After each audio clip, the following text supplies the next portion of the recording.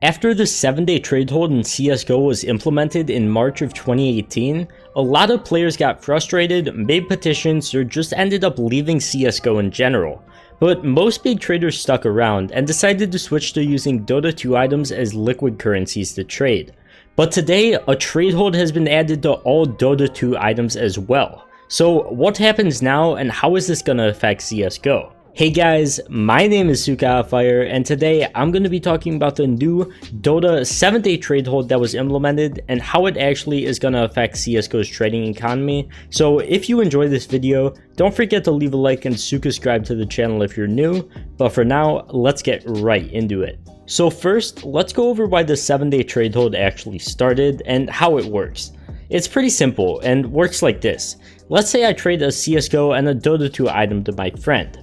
Once he receives them in a trade, he isn't able to trade them right away, and he actually has to wait another week. So it can just be a pain to traders who are constantly selling items back and forth to others, and overall just makes it a more strenuous process. The reason the whole 7-day trade hold thing started was to, quote, reduce some negative unintended uses of trading in CSGO, such as fraud and scams, with the goal of preserving trade between players. That's the response from CSGO devs at least. Dota 2 devs didn't have to say anything about it on the blog post, but since they're both owned by Valve, it's presumably for the same reason. So I guess things like gambling sites may be a big thing in the Dota community as well. Personally, I don't know that much about it. Also, later in the update though, CSGO devs mentioned that worldwide fraud networks recently shifted to using CSGO keys to liquidate their gains, and nearly all keys being bought and sold on the marketplace were believed to be fraud sourced, so that could also be another reason why this is happening for Dota. So now we know why this whole thing started, but let's actually talk about how it impacts CSGO and its trading scene, and how it actually might affect some other games as well. Ever since both the CS trade hold happened and keys have become untradeable, big traders began using Dota 2 liquid items like Arcanas and Dragonclaw hooks.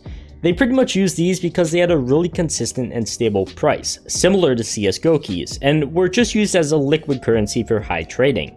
But since this update, a lot of CS traders have decided to completely cash out and sell their Dota items, which overall has just caused a huge decrease in the price of liquid Dota 2 items, especially the Dragonclaw hook. So that pretty much leaves us with just a few questions. First of all, how will this affect CS trading? Well, considering most low-tier traders and probably most people watching this video just wait out the week trade hold and don't trade items that often, it won't affect you that much thankfully and won't cause a huge decrease in price in most CSGO items that aren't insanely expensive and won't really affect anything cheap.